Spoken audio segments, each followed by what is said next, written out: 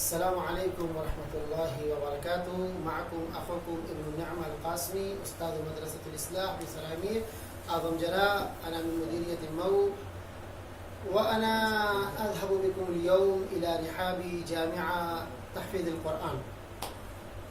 وهناك نحن نتكلم اليوم طلاب المعهد العربي الإسلامي،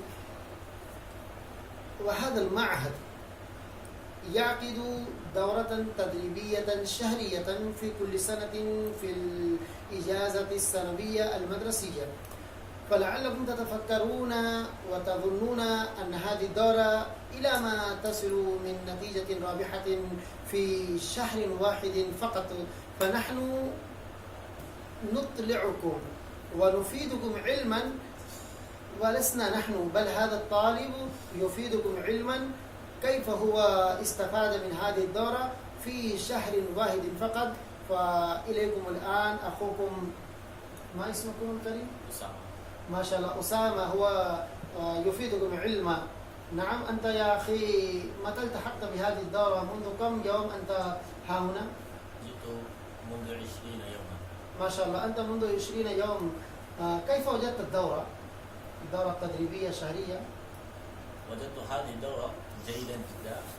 قبل ما أجي إلى هذه الدورة حفظت مفردات كثيرة، لكن أنا لا أقدر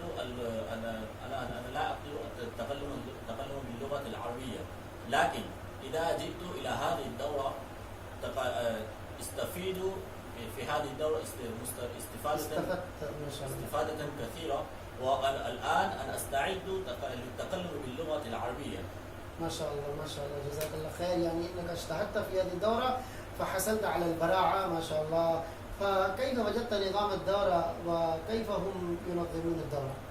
ما شاء الله، كل الطلاب في هذه الدورة مهذبون، وهم يخدمون للطلاب القادمين ويحضرون في كل وقت وفي كل لحظة.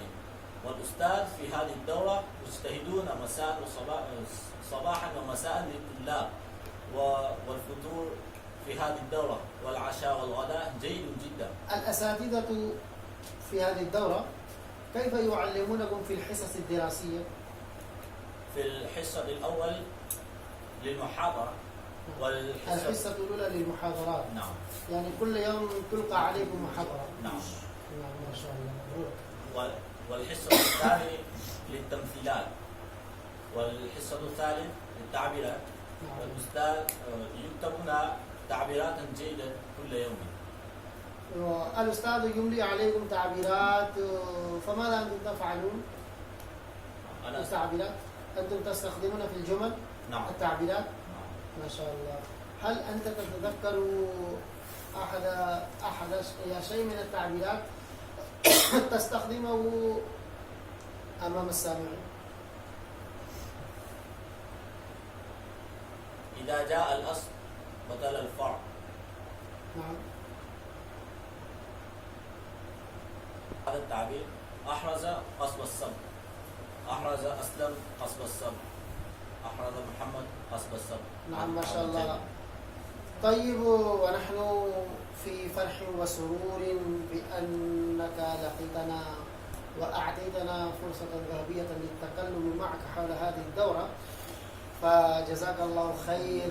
وأنا أرجو منك أنك لا تزال تجتهد في هذه الدورة وتستفيد منها ومن الأساتذة البارعين المثقفين في اللغة العربية إن شاء الله العزيز، ولا تزال تدعو لهم بالخير والعافية. وأنت تحرض زملائك، نعم، زملائك في الدرس هم كذلك يتعلمون ويتمهرون في اللغة العربية. وإنك إذا رجعت من هذه الدورة فإن شاء الله ستكون أنت لهذه الدورة التدريبية خبرا سارا نافعا إن شاء الله.